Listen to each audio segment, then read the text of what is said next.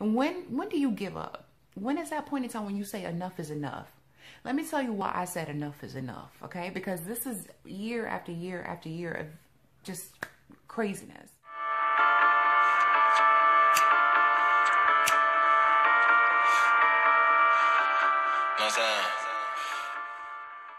What's up, everybody?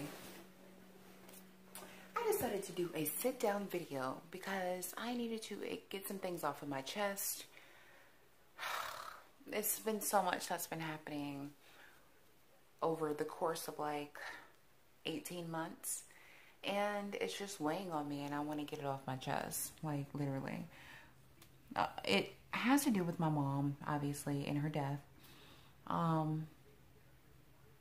It also has to do with why I don't speak to my siblings. I don't speak to my sister, nor do I speak to my brother. I didn't speak to my brother prior to this for quite some time, and there is a video, I will link it if you want to check that video out as to why I don't speak to my brother, or don't have a relationship with him, should I say. And with my sister, this just kind of happened within the last, well, it's kind of crazy. Let me give you a backstory. I don't even know where I really want to start with this video because it's just so much, and it's driving me insane. It really is. Every single day. I don't have the support of my siblings, which you would normally turn to, so I even feel more excluded, and it's just me. Not only did I have to take care of my mom and deal with all of the emotion behind it because my sister lived in another state, my brother lived in the same state I lived in, but he did not want to help out. He said I was more stronger than he was. Come on, whatever. You only get one mother. And my sister, now, which is really funny, I'm the baby.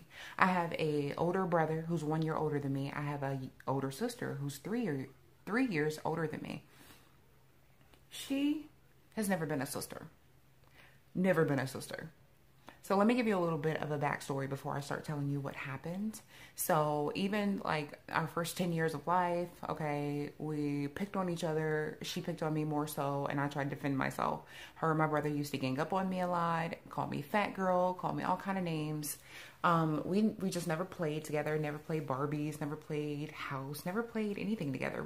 She just was always into her books, which was fine, but she never wanted anything to do with me.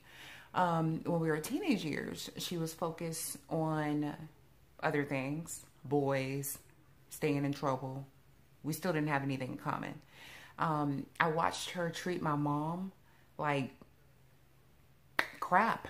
I watched her say those hateful words to her. I watched her, you know, not come home on curfew, just do a whole bunch of things that, you know, I couldn't look up to as a child growing up. She was just that troublesome child in our house. We always invited her to go places with us, me and my mom, we tried to get her to be a part of us, whatever. She just wanted to venture off and do her own thing. She never wanted to hang with us. So even in my 20s, you know, I still tried to build a relationship with my sister, and it just never happened. Like, I still, you know, I remember when I was pregnant with Kaden and she was living with my mother, and I would go over and try to spend time with her, and she just was doing her own thing. She was leaving to go out. Oh, you're here so somebody can watch my kids, so now I'm going to leave type situation.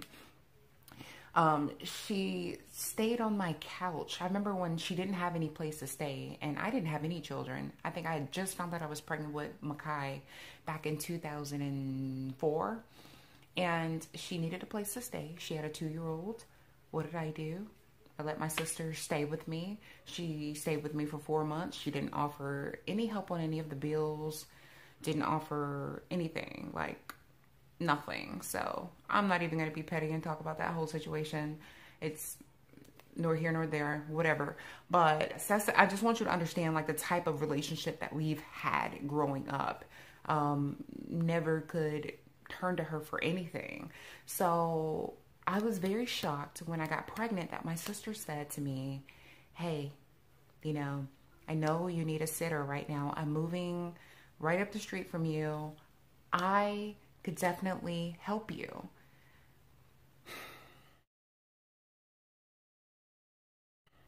I trusted her. She had been saying this for 5 or 6 months. She said it before I had the baby. And then the day before I had to go back to work on a Sunday, I received a text message, not even a phone call. I received a text message from my sister, and she stated that she could not keep my son. And it was last minute, obviously, but she didn't care about that.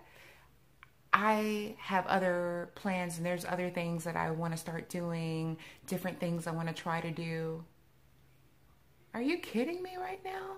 Still talk to her after that, though. I want you guys to realize this. My sister has never been a sister to me at all. Like, never been there for me.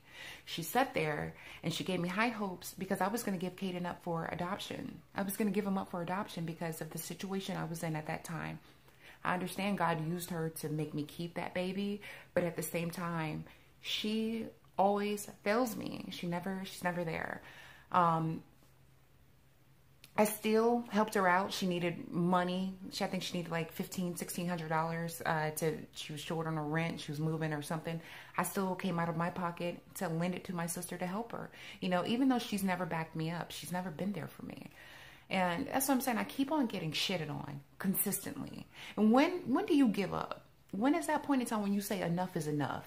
Let me tell you why I said enough is enough, okay? Because this is year after year after year of just craziness. When I was caring for my mother, it was a hard time for the both of us. My sister had the nerve to send me a text message, a full paragraph telling me that she could never forgive me. My mother did not want to live like this. She didn't appreciate the fact that pretty much I was caring for her. And my mom didn't want anyone to change her, to do all this. My mom has always spoke about how she didn't want to be cared for on her deathbed like this growing up. So the fact that my sister sent me this paragraph as if I had some other option, as if I was like, she was like, I never want to speak to you again. How could you? How could I what? Care for my mom? What am I supposed to go put her in a hospice and never speak to her again? What am I, like, she wasn't, there was no plug to pull. There was nothing I could do to like ease her pain. She wasn't on like life support or something like that. So the fact that I had to go through that shit hurt me to the core. And then what happened after that? I get this message from my sister, and then a month later she tells me, I'm sorry. I didn't mean that. I'm just going, let's forget about it, blah, blah, blah. No, I'm so sick of this crap. So let's lead up to the point of us not talking. I think it was a month and a half ago or maybe 2 months ago or something like that. You know, she lives in another state. I vlog my day, obviously. I have 3 other YouTube channels. I've had one since 2009. I had one 2010, 2011. I've always had YouTube channels. I have other channels. My niece and my nephew have been on my other channels with no issue. I have always had them on my channel. You can go back and their videos are still on there from years ago. Still on my channel. I posted my sister like for about 30, 45 seconds in one of my videos while I was like on Skype with her or something. And she had a huge issue. So I sent her a text message and I said, hey, guess who's in my vlog? Guess who's featured in my vlog? And she was like, no, take it down. And I was like, what are you talking about? She's like, take it down. I was like, I'm not taking down a 20-minute video for 30 seconds of you. Like, that just shows your head. Wow, look a mess. You can't even see your body. What are you talking about? You didn't ask me if my kids can be on. You've never had an issue in the past, though. Like, we've never had this type of issue. I've never had to ask you on the other channels, and you've seen them, and you've been on my, like, so I'm just like, is it jealousy? Are you just like, well, like, what's your problem? After she sent me that message, I immediately called her, and I was like, okay, I'm sorry. I won't put you on the internet if you don't want to be on the internet. I totally get it, whatever. And she just was like, not having it. So 3 weeks later, after we didn't speak, I sent her a message. I still have the text. I'll probably include it.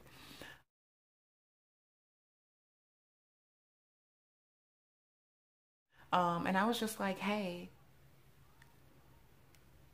you really gonna let, like, we just lost our mom. You're really gonna let this one little thing tear us apart like nothing. So I'm not chasing after her anymore. I'm not. And that's all I've been doing is like dying for a relationship with my sister, because I never had a sister, never actually had a sister. I don't know what it's like to have a sister or a real relationship with a sister. So the fact that you can just like say, forget you. You weren't really there, boo. You don't really care.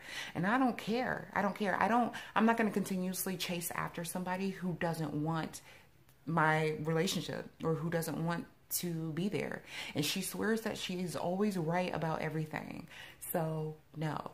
And then when you have that already on top of the relationship that I have with my brother that's non-existent, this is why it's just so much easier to just deal with nobody, or just deal with my family that's here in my home, because I don't get the type of support. I don't get the type of love. It's always either a jealousy. My mom used to tell me all the time, she's jealous of you.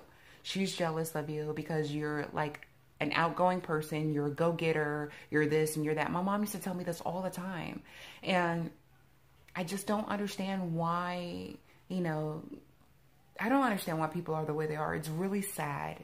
Oh, it really is sad, because we are given this opportunity to be on this earth and love each other and to be kind to each other and to grow and to learn from each other's experience. And we were getting so close like that first, 10 months after my mom passed away. But then she's so petty to just, oh, well, I'm going to talk to you. Well, great. I hope you enjoyed your decision, because I'm one of those people that once you cross, it's hard to come back. So I love my niece and I love my nephew. They will forever be welcome in my heart and in my home, and as well as my sister. But as far as the relationship, the personal relationship, we don't have that. And I don't think that we will ever have that relationship. So it's hard to grieve and to go through a process when you are alone and you don't have the support of your family. It really is. So I just have, you know, Jamal, and I have my babies to love on and to remind me that, you know, this is just, I don't know. It just makes me sad. It really does. I just never envisioned this. And also, my mom said before she passed away that she did not want us to be separated. She had a feeling that we were going to not talk to one another. She had a feeling, and that's all she prayed about. I don't want your relationship to be non-existent. I want y'all to have a relationship, and my sister is giving her everything that she did not want. I'm so over it, though. Guys, let me know what you would do in this type of situation, because I am just at my wit's end. I've already reached out. I've already done things on my end. And at this point, I am done. I'm done. And I'm done. I'm done. Like I threw my hands up in the air. I don't even know. There's no reason why I should have to lose my mom and lose my two siblings literally at the same time. But then like you're here and you just don't give a fuck about anything. And then you're just that petty. So wash my hands. I don't beg anybody to like me, and I don't beg you to support me, and I don't beg you to want to be in my life. That's the last thing that I'm going to do. I'm not going to force you to be in my life. So at the end of the day, let me know what y'all would do in this type of situation, and stay blessed, stay strong, kiss your loved ones, and I'll see you next time. So it's not nice. Yeah.